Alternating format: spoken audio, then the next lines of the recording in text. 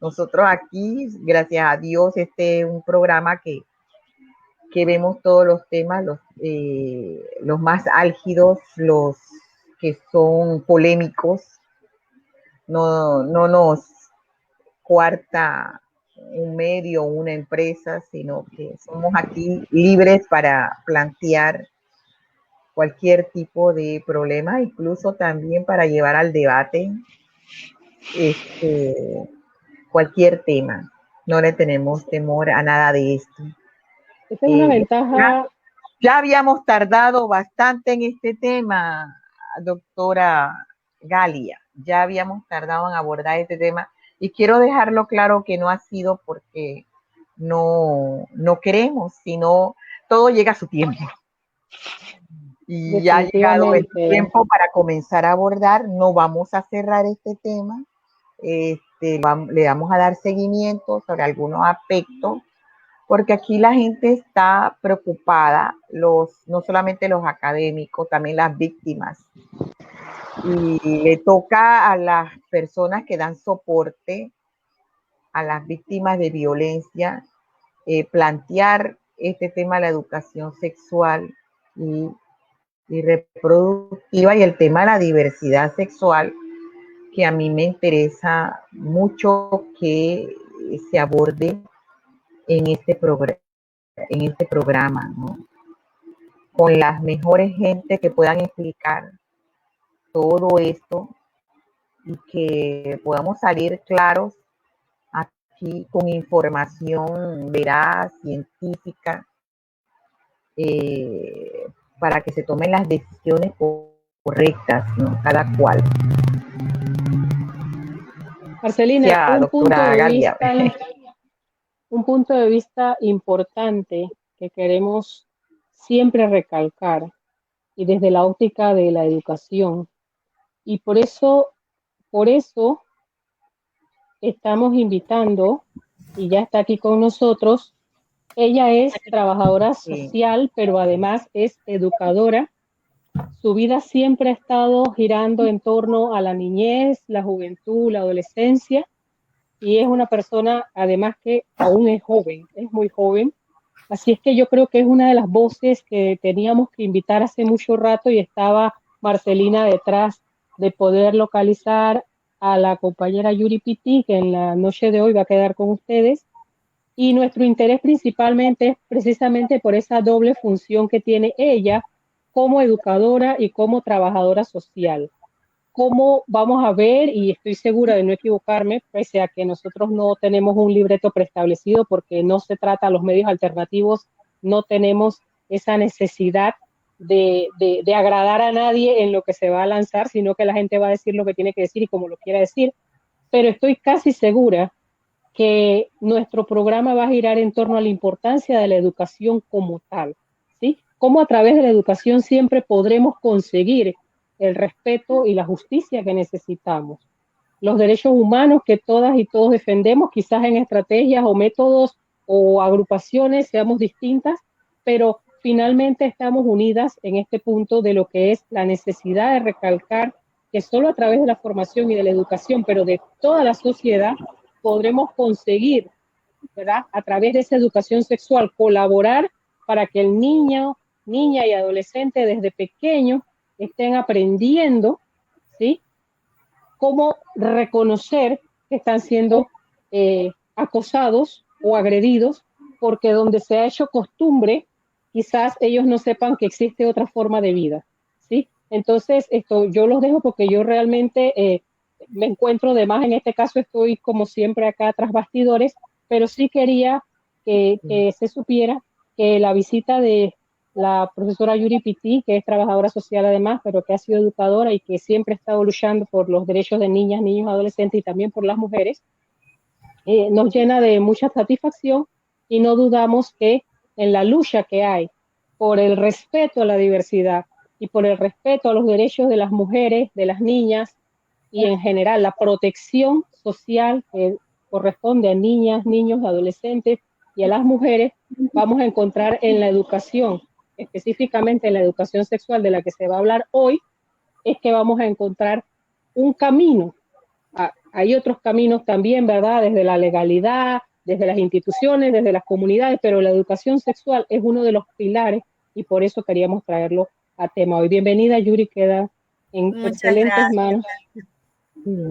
Gracias, Yuri, por estar esta noche en un programa que yo explicaba que no hemos postergado, pero la necesidad de abordar esto de manera científica, de manera también sencilla, con las personas. Y yo quería un poco, ya entrando en materia, hablar sobre esto, plantear lo más sencillo a qué hace referencia la educación sexual. Y si añadimos, Yuri, el término reproductiva, ¿a qué nos estamos refiriendo? Buenas noches, Marcelina. Qué bueno estar aquí contigo. Yo muy feliz de por fin haber podido aceptar la invitación. Llevamos creo que un año intentando porque siempre en Boquete los problemas de conexión durante la pandemia y bueno, ahora estoy de vuelta en la ciudad y estoy muy, muy contenta de mantener este contacto con ustedes. Claro, pues fíjate, Marcelina, que la educación sexual y reproductiva lo que busca es poder brindar a todas las personas, a todos los seres humanos, no solamente a los niños y a los adolescentes, sino a todos y todas, información científica y oportuna para que las personas puedan tomar decisiones en su vida sexual y reproductiva. Y esa información científica y oportuna pasa no solamente por aspectos de lo biológico, sino también de lo psicológico, e información relacionada a cómo yo planifico mi vida, cómo yo hago que mi vida sexual y reproductiva vaya de la mano a con las metas y proyectos que yo tengo como ser humano. Porque sabemos que cuando estos dos proyectos, estas dos facetas no van de la mano, entonces nos encontramos con una gran cantidad de mujeres, por ejemplo, de adolescentes, siendo madres, sin estar necesariamente preparadas para eso. Y como tú muy bien lo explicabas, la educación sexual y reproductiva también permite poder identificar situaciones de abuso, poder identificar cuando yo me encuentro frente a una relación que se da en un plano de igualdad y cuando me encuentro frente a una relación que es abusiva y donde hay relaciones de poder encontradas.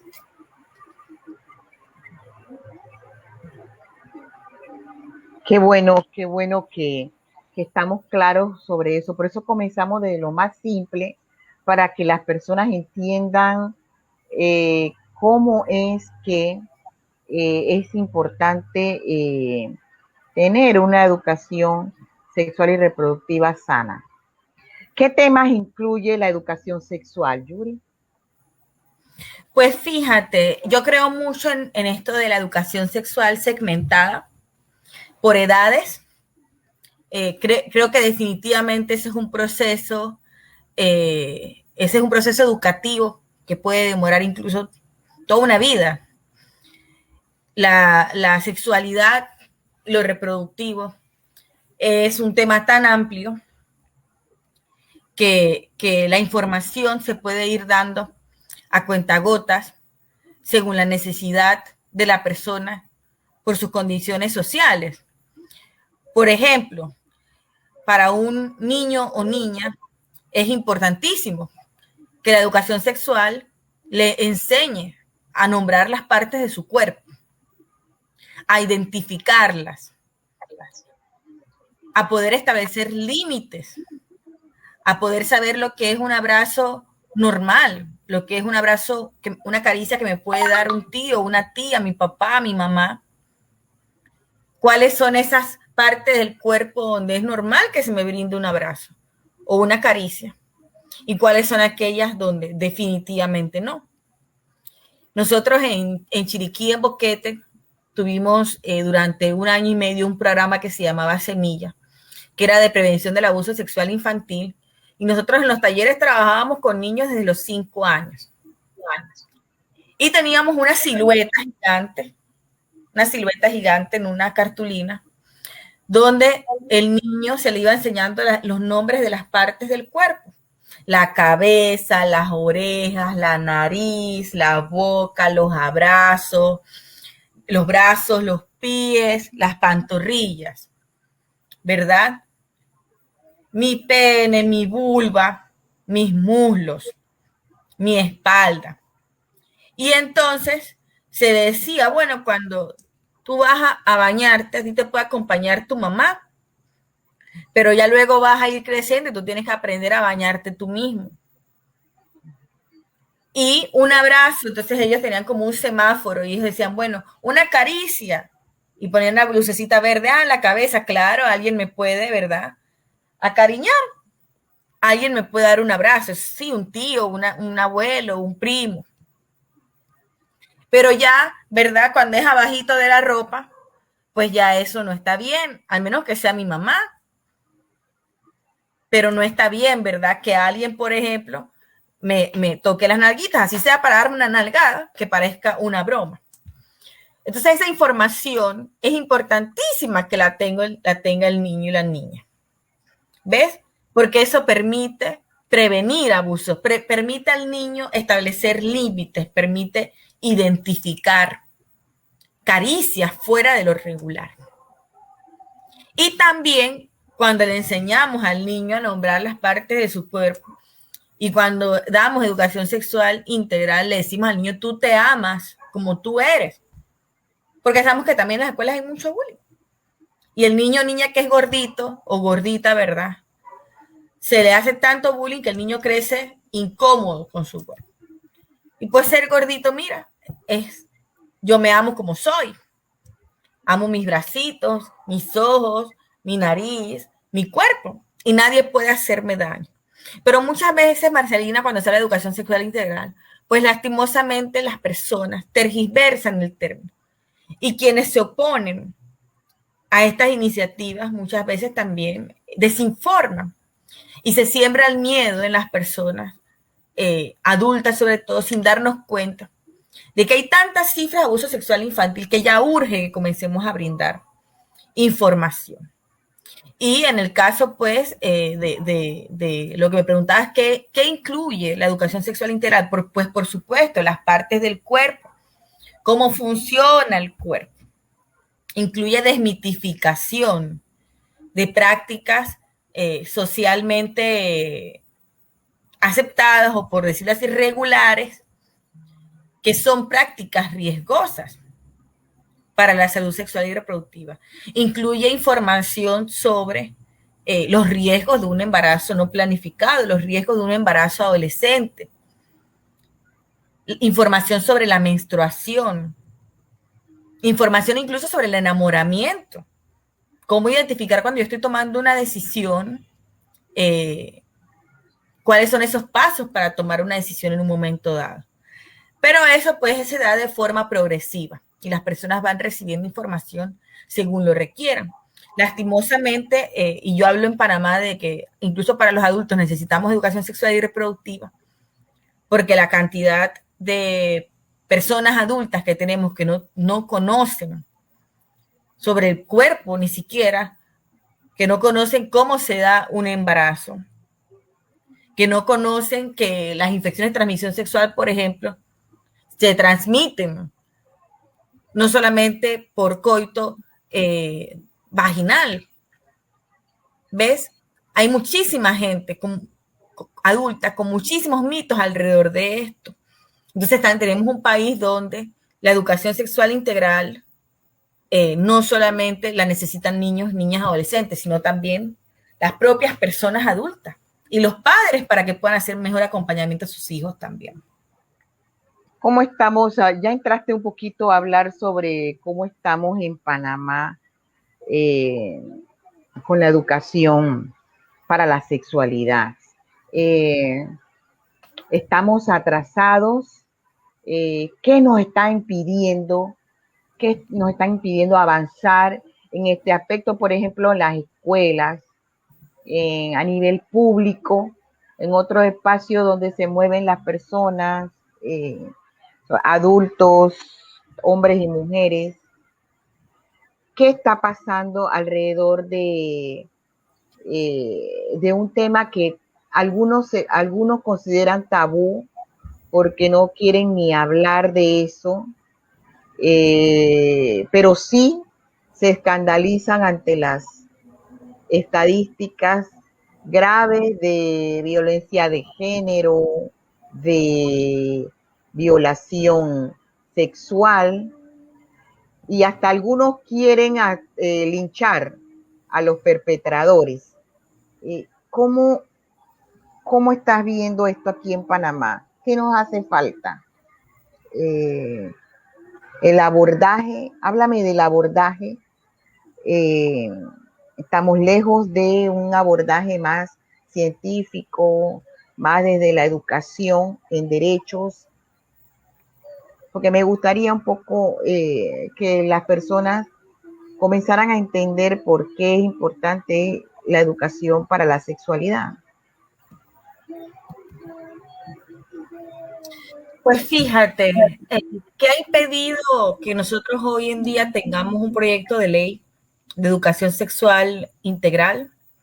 Yo creo que es la incapacidad de nosotros de dialogar como sociedad. Creo que nos encontramos frente a un Panamá sumamente dividido y un Panamá que no es de consensos, que no es de llegar a acuerdos. Yo creo que esto lo vivimos en muchos temas donde los grupos marginados y los grupos que no se encuentran en el poder son acallados. No es que las necesidades son satisfechas en un momento dado. Es que quienes se encuentran en mayor desventaja simplemente son acallados y las demandas son tiradas al olvido. Las demandas sociales son tiradas al olvido, ¿no? Y en el caso de la educación sexual integral no ha sido distinto. Yo creo que hay un sector fundamentalista religioso que se impuso. Y ese sector fundamentalista religioso pactó con los partidos políticos tradicionales y pactó con los políticos que representan a esos partidos tradicionales. ¿Sí?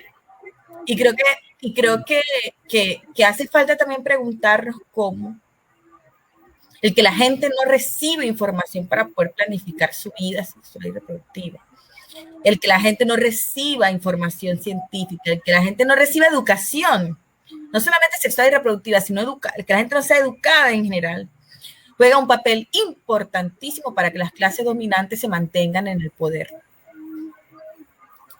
Y es fundamental entender eso, porque no es que en Panamá no hay educación sexual y reproductiva. La hay en los colegios y escuelas de las clases pudientes. Y lo de la clase media alta, aunque yo soy de las que cree que, bueno, la clase media está a un cheque de la pobreza. ¿No? Pero para quien puede pagarle una educación privada a sus hijos, ahí se brinda educación sexual. Por supuesto que se brinda. Entonces, Marcelina, nos hace falta una sociedad que entienda eso. Que seamos capaces de mirarnos al espejo y de decirnos, oye, necesitamos que nuestros adolescentes comiencen a recibir información científica.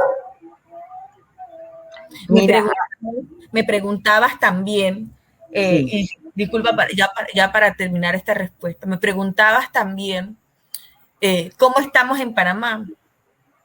Pues, Marcelina, nosotros el último intento de aprobar una ley de educación sexual y reproductiva fue en el 2015. Sí. Y el anterior fue en el 2008. En el 2008 yo estaba en cuarto año del colegio. Ayer hablaba con unas amigas y le decía, me resisto a llegar a los 35, a los 40 años y seguir en un Panamá donde no se brinda educación sexual y reproductiva. Y me resisto porque, contrario a lo que mucha gente piensa, que los chicos no tienen información al alcance, pues sí la tienen, pero tienen información errada.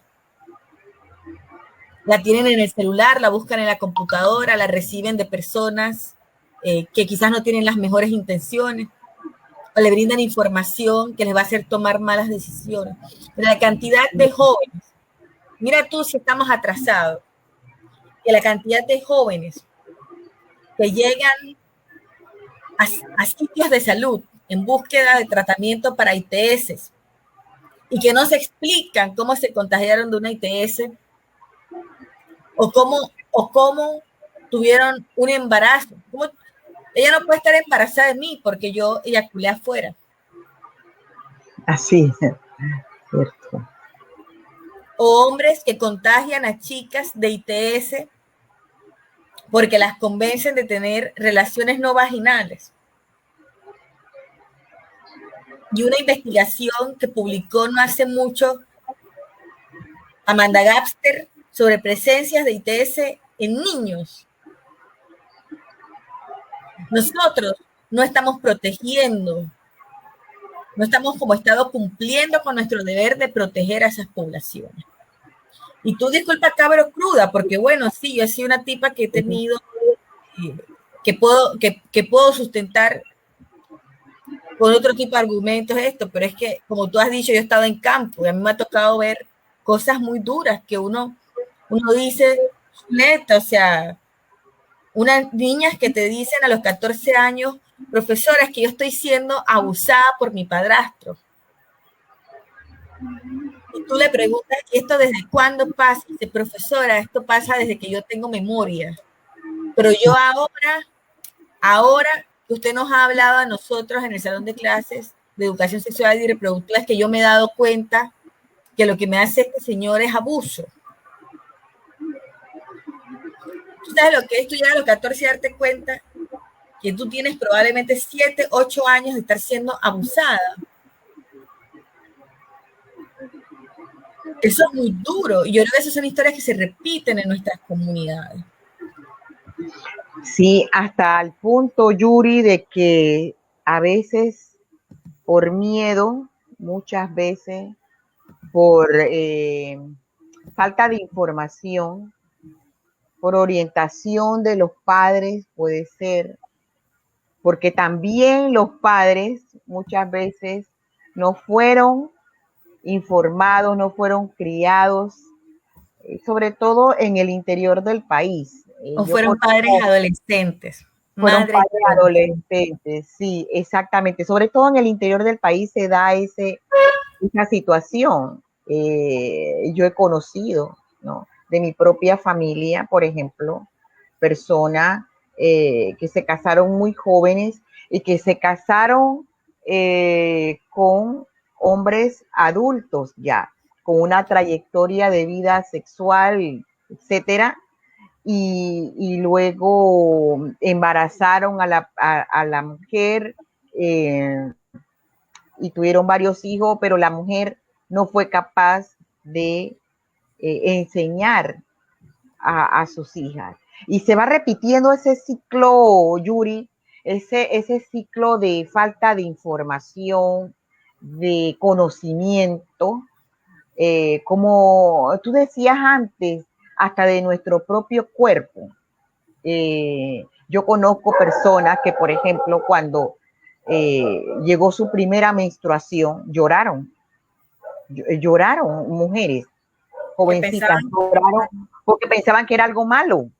Aquí ha pasado, y no me dejan mentir, varias de las personas que a lo mejor nos van a estar viendo o nos están viendo, que le sucedió o que le sucedió a una amiga o a alguien conocido.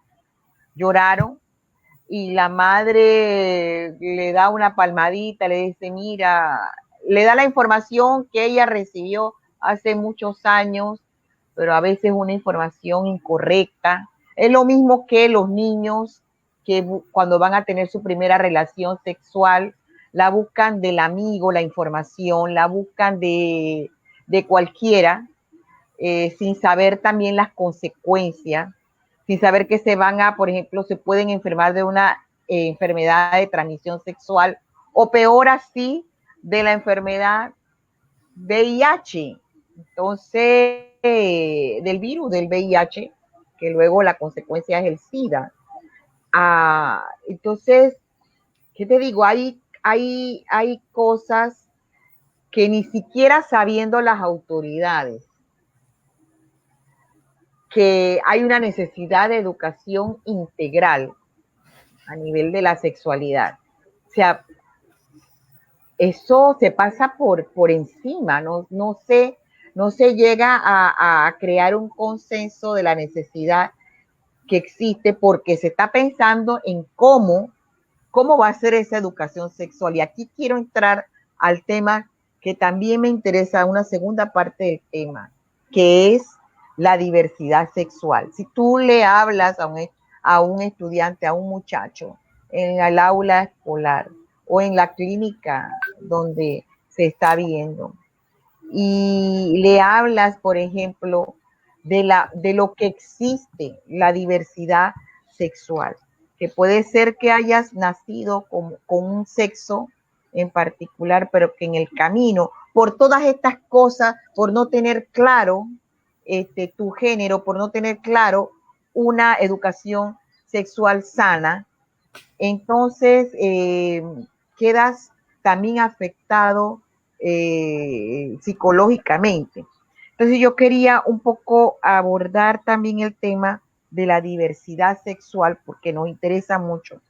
¿Cuáles son los elementos que componen la diversidad sexual? Y esto es también parte de la educación integral. Que eso a mí me gustaría que quedara bien claro esto, porque precisamente por el tema de la diversidad sexual es que grupos de diputados y grupos pro familia y todo eso la rechazan porque piensan que a través de la educación sexual se va a hablar del tema de la identidad de género, del tema de la diversidad sexual.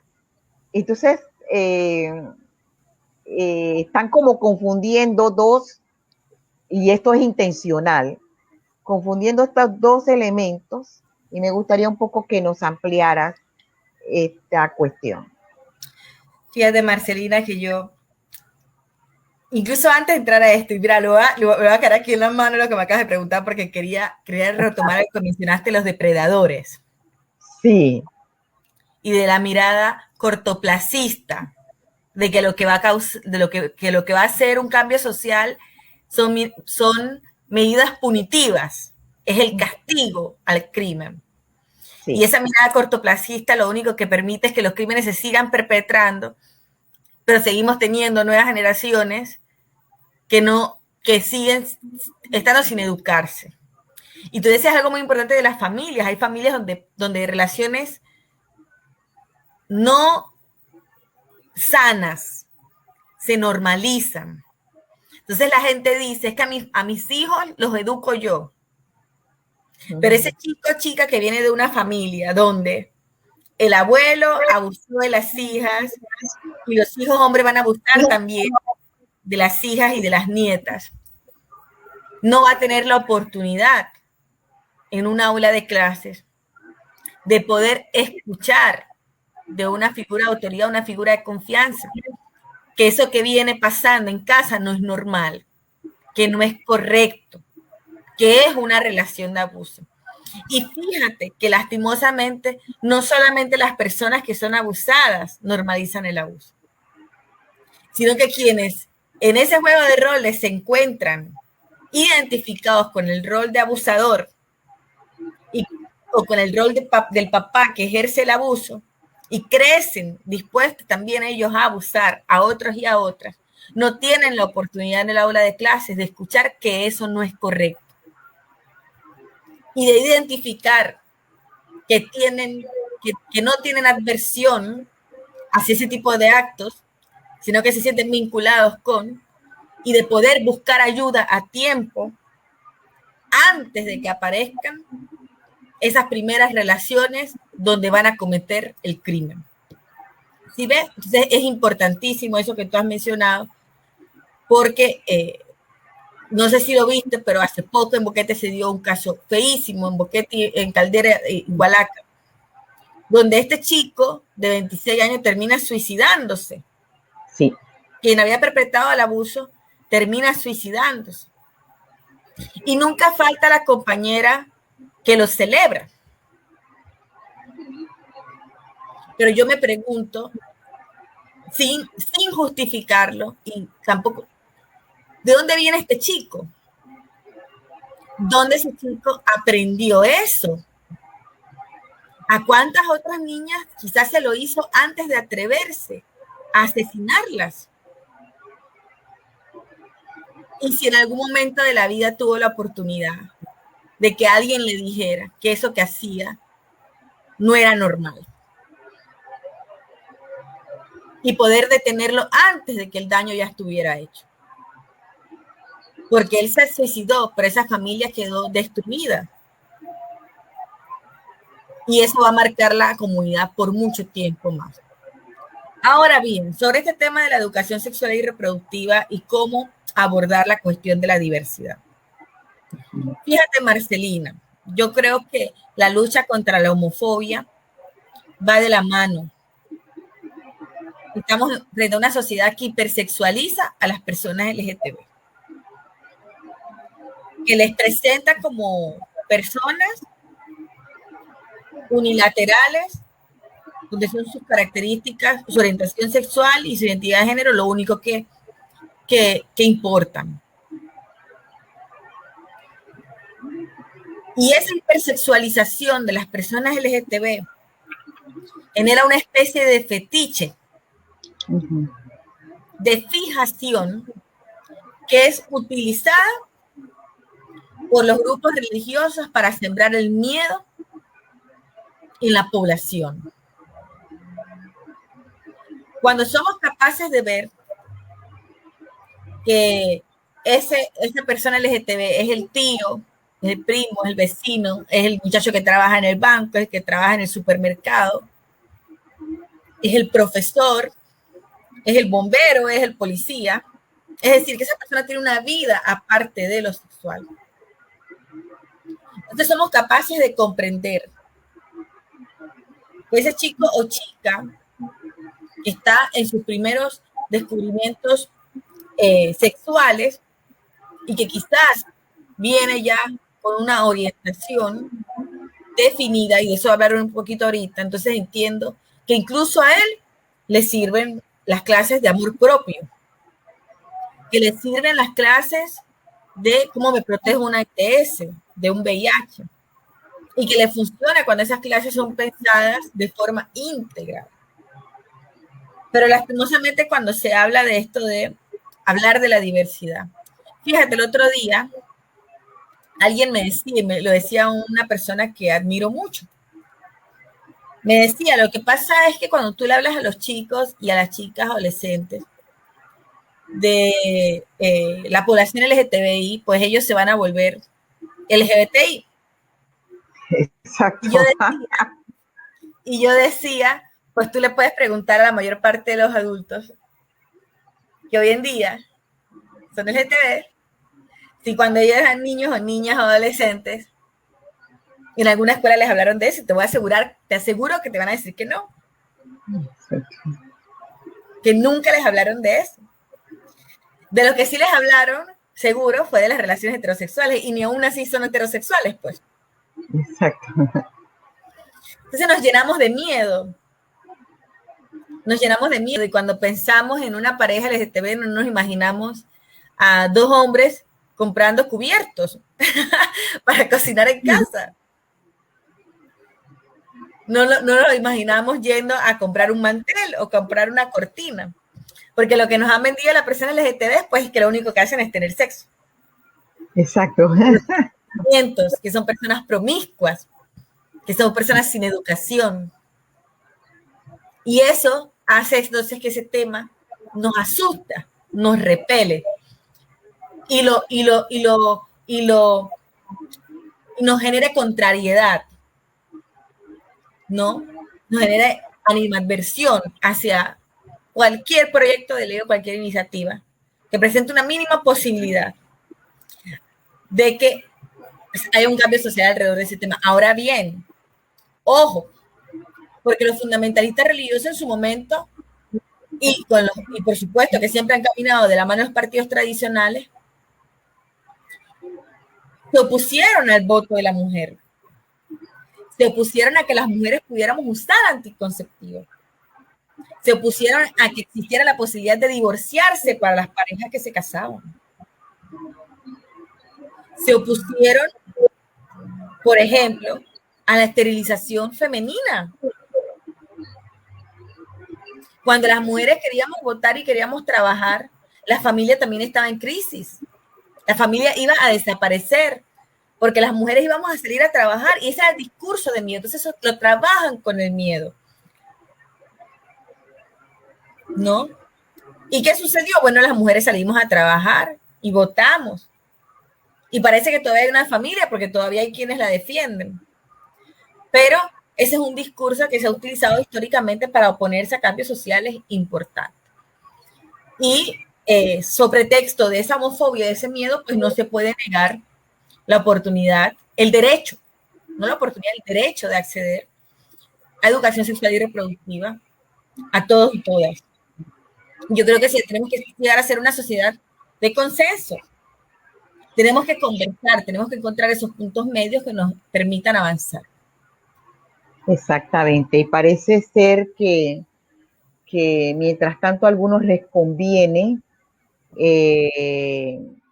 este tema que no resurja, pero va a resurgir de todas maneras por los abusos que hay, los casos escandalosos que a todo el mundo le choca, y que después nos quedamos varados en el tema jurídico, pero no avanzamos más. Incluso a mí me gustaría conocer una evaluación del punto de vista de la justicia, cómo la estás viendo tú con relación a la justicia para la protección de los menores, ¿no? Y de las mujeres.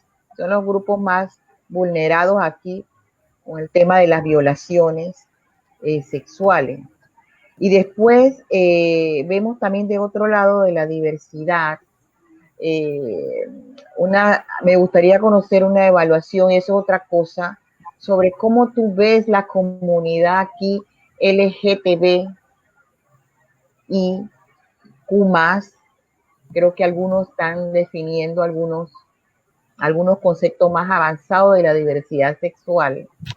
Y he conocido que algunos están muy interesados en las corrientes ideológicas y con ganas de participar desde esa comunidad.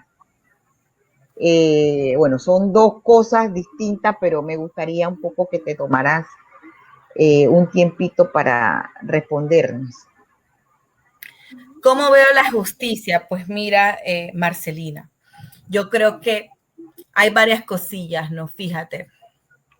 Déjame ordenar mis ideas.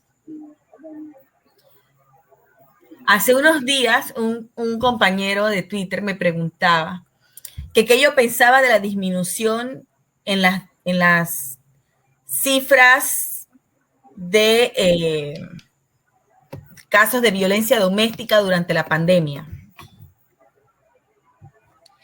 Y yo le contaba, y lo pueden buscar en internet, que es una tendencia a nivel mundial que los casos de violencia doméstica parecen haber disminuido durante la pandemia. Pero que en realidad lo que tenemos es una estadística negra, cifras negras. ¿Por qué? U ocultas, por decirlo así. Ocultas. Para corregir el lenguaje y discúlpenme. Cifras ocultas. Porque la pandemia ha venido a dificultar el colocar la denuncia. La crisis socioeconómica también ha impactado a esas víctimas que en un momento dado necesitarían, primero se necesita de dinero para movilizarte a poner una denuncia. Segundo, la crisis social y económica ha aumentado la dependencia, sobre todo de las mujeres, la dependencia económica en los hogares. Y eso reduce las posibilidades de que la mujer coloque una denuncia y pueda irse del hogar con los hijos e hijas.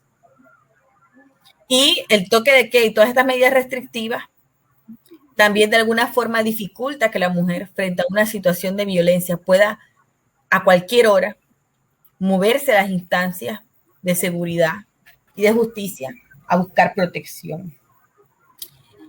Y también, Marcelina, aparte de ese dato de la disminución de los casos o de la aparente disminución de los casos de violencia que parecen vendernos a través de las estadísticas, en Panamá no hay muchos registros de llamadas. Es decir, no se contabilizan las llamadas, no hay un registro de agresores tampoco.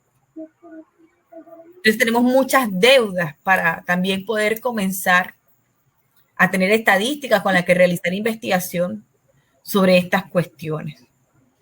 Y no puedo dejar de mencionar en este tema de la justicia el fallo de la Corte Suprema alrededor de Arquesio Arias, del caso de Arquesio Arias, y que recientemente con la reapertura de este periodo legislativo, Arquesio Arias ha vuelto a la Asamblea Legislativa como cualquier otro diputado y está allí sentado en la Asamblea legislando. Y eso nos dice mucho en la justicia, nos dice mucho el caso CENIAF, del que no hemos vuelto a saber más nada. Y que a todas luces lo que nos parece es que había un tema de tráfico de menores con fines de explotación sexual y que había gente de mucho poder económico involucrada. Y ese tipo de sentencias y ese tipo de casos lo que vienen a generar es que aumente la desconfianza de las víctimas en el sistema de justicia. Que la gente comience a sentir que poner la denuncia no sirve de nada y que los agresores se sientan con permiso para seguir agrediendo y delinquiendo. Disculpa que me habías hecho una segunda pregunta y acabo de olvidarla. Sí, con relación a la diversidad sexual, los intereses de compañeros. Sí, a mí me interesa mucho saber si la comunidad LGTB actúa como una unidad, aquí lo estoy cambiando, una unidad compacta, o si hay algunas corrientes distintas, por ejemplo, para abordar sus propios derechos, para abordar la situación del país.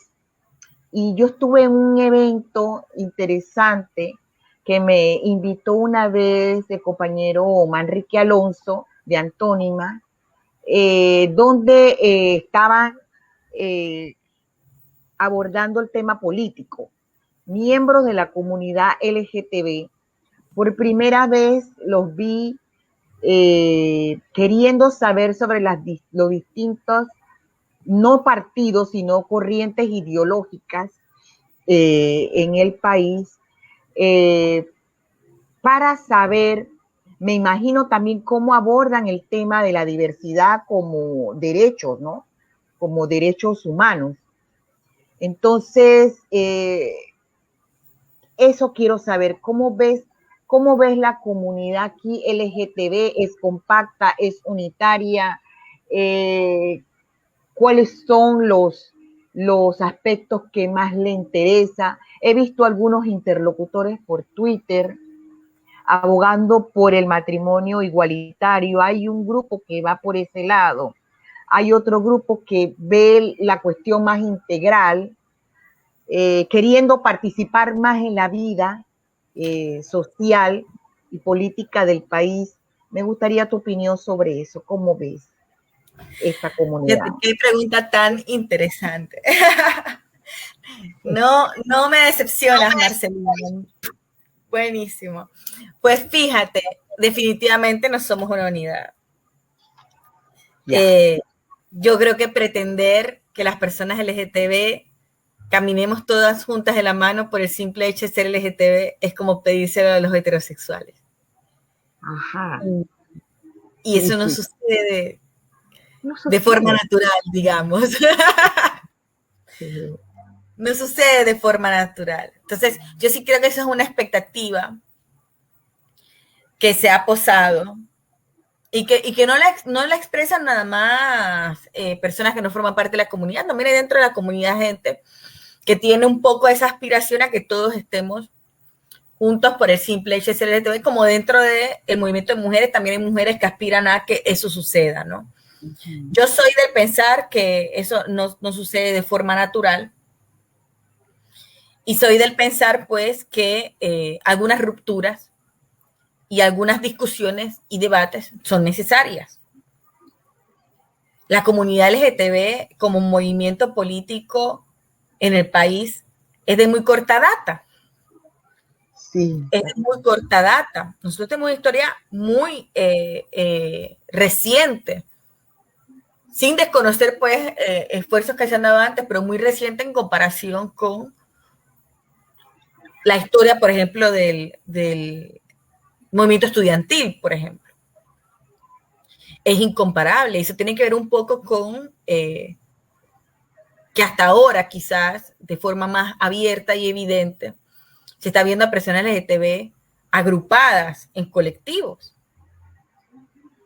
Esto viene sucediendo quizás por mucho hace 30 años. Y esa es una línea del tiempo bastante corta. Ahora bien, ya habiendo dicho que nosotros no funcionamos como una sola unidad, yo creo también que personas LGTB las ha habido siempre y las ha habido en muchos espacios. Y hemos aportado también el desarrollo de esta sociedad. Y hemos estado también en las luchas estudiantiles, no como colectivo, pero siempre se ha estado. Y han habido mujeres lesbianas y bisexuales que han formado parte del movimiento de mujeres, que han hecho aportes importantísimos. Así como hombres gays que han formado parte de sindicatos. Lo que pasa es que se ha vivido siempre mucho en la clandestinidad. Y también son datos que suelen ser omitidos por la vergüenza que se le asigna moralmente al ser LGTB. Entonces no pasamos a los anales de la historia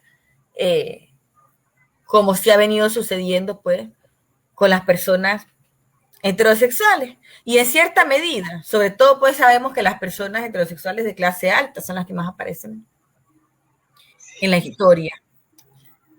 ¿Sí? Y no tanto pues tampoco personas que se encuentran, al igual que las personas LGTB, en los márgenes de la sociedad, pero por otras características quizás que pasan por lo racial o pasan por lo económico.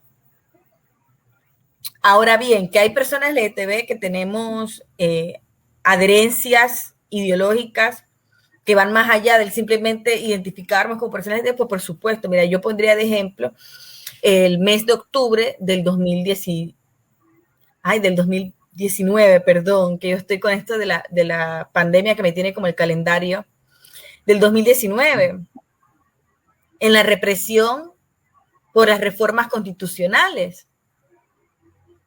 En un primer momento, cuando comienzan a meter el paquete de las reformas constitucionales, estaba el movimiento de mujeres y el movimiento LGTB en la asamblea esperando que,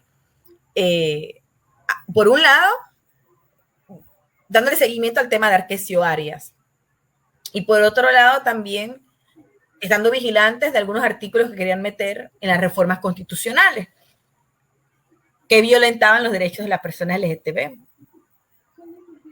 Incluso antes de la marcha de la universidad, donde los grupos estudiantiles se saltan la cerca y se meten que nos metemos, para ser sincera, nos metemos dentro de la asamblea, porque yo estaba en ese momento en una maestría de ciencias sociales. Y las personas LGTB estaban allí, había un grupo allí protestando. Y reciben gases lacrimógenos y eso yo siempre lo rescato porque yo digo, esto sí debería quedar para la historia. Una gran cantidad de la gente que se llevaron presas durante esos 3-4 días, que hacían barrido y que todas las noches había 40, 50 personas en Ancón presas, eran personas LGTB. Y había compañeros y compañeras trans. Lo que pasa, fíjate, Marcelina, es que yo creo que personas LGTB siempre han estado en muchos movimientos reivindicativos. Son invisibilizados, quizás también llevando su vida amorosa o sexual de forma escondida por el prejuicio social que siempre ha habido, por la discriminación, pero son muy pocos los movimientos sociales que han caminado con la comunidad LGTB y que se han atrevido a incluir en sus agendas políticas los derechos de estas comunidades. Y yo creo que sí hay mucha gente con potencial, hay mucha gente con una formación político-ideológica, esperando que los movimientos sociales y las propuestas políticas no convencionales se atrevan, no tradicionales, se atrevan a incluir dentro de sus agendas las reivindicaciones de esta población. Sí, me quedo con ese mensaje, Yuri. Hemos llegado ya al final del programa. Realmente eso es lo que yo esperaba que tú nos transmitieras, porque en realidad, si te diste cuenta, en la última campaña electoral del 2019, el tema no fue abordado. No es que algunos partidos no les interese. Yo creo que los partidos de derecha sí que no les interesa, porque ellos tienen una agenda bastante neoliberal, y los neoliberales... También se le incluye, va a ser muy utilitarista. Es utilitarista. Exacto, exactamente. Entonces, utilizan el tema de la educación sexual, de la diversidad sexual para manipular a la gente, ¿no? Entonces, como aquí hay una ignorancia tremenda, llevan agua a su molino y conocen muy bien lo que el pueblo panameño piensa, y realmente pues nos hace falta mucho aquí. Yo, que pertenezco a un partido político, nosotros pues lo hemos tocado, lo está en el plan de trabajo, tal vez no como una cuestión así como muy prioridad amplia, está como un tema también de salud pública, el tema como educación, nos hace falta abordar con mayor precisión. En su momento seguramente lo vamos a hacer. En su momento, Marcelina, con mucho cariño. En su momento hice una observación que me parecía que teníamos que propugnar no solo por una Secretaría de la Mujer, sino por Secretaría de la Mujer y Asuntos de Género. Porque si decimos solamente Secretaría de la Mujer, estamos eclipsando estas otras responsabilidades que tenemos en derechos humanos con otros colectivos, que recuerda que siempre hemos dicho o pretendemos hablar de excluidos, y estamos excluyendo al no incluirlos en asuntos importantes de la comunidad. Le agradecemos a Yuri, esto ha sido un honor. Cuando quiera y cuando necesite, tiene inteligencia colectiva. Correcto. Aquí este es el espacio de todos y todas. Abordamos todos los temas. A mí me gustaría un poco contigo y con otros compañeros de la comunidad LGTB hablar ampliamente sobre sus necesidades, sus demandas y el camino a seguir, el camino que están recorriendo, muchas veces solos. Ya sabemos que la legislación aquí no funciona, que está en manos de una mafia, pero que siempre están en lucha. Y bueno, pues este es el espacio, un espacio de debate, de inteligencia colectiva, y que está al servicio de los mejores intereses de la gente que lo necesite. Entonces, te agradecemos mucho tu presencia aquí, que nos haya ayudado un poco a ampliar también nuestro conocimiento sobre educación sexual, sobre diversidad. No hemos terminado, no es un tema que hemos concluido, apenas lo estamos iniciando. De alguna manera lo vamos a seguir abordando desde otra óptica, desde diferentes ópticas, con otros compañeros. Y son bienvenidos todos a participar siempre de inteligencia colectiva cuando lo deseen. Te agradecemos. Si tienes algunas últimas palabras, puedes hacer. Yo creo que de estos dos temas que parecen conectados, pero también están, ¿verdad?, tan separados, me quedo pensando que también tenemos una gran lucha por delante contra el miedo. Así es. Contra el miedo que nos siembran a los cambios sociales. Entender cómo la clase dominante utiliza el miedo en contra de nosotros mismos. Así es. ¿No? Y nos perdemos de poder escuchar al otro, nos perdemos de poder aprender nuevas cosas, nos perdemos de poder incluso sentir empatía, sentir cariño por alguien solamente porque me dijeron que eso es malo y me dijeron que estas personas son así, y termino reduciendo todo lo que todo mi concepto de lo que es una población a un solo elementito chiquitito, o todo lo que yo podría saber sobre educación sexual y reproductiva, termino solamente dejándome llevar por el miedo y oponiéndome a esas oportunidades, oponiéndome a esos procesos, porque me sembraron el temor, ¿no? Entonces comencemos a cuestionarnos cómo el miedo es una herramienta del poder. Es una herramienta del poder, y cuando dejamos acallar nuestros pensamientos y cuando dejamos acallar nuestros sentimientos por ese miedo, de alguna forma también nos estamos rindiendo. Así es. Y te agradecemos nuevamente y bueno, vamos a seguir con este tema más adelante desde otra óptica, como yo te decía. Y nos despedimos pues de todos ustedes, que espero que nos vean en diferido, algunos compañeros y compañeras que siempre nos siguen. Y recuerden bien todas estas informaciones, estas opiniones de Yuri Pitti con relación a la educación sexual y a la diversidad sexual. Muy buenas noches a todos. Buenas noches.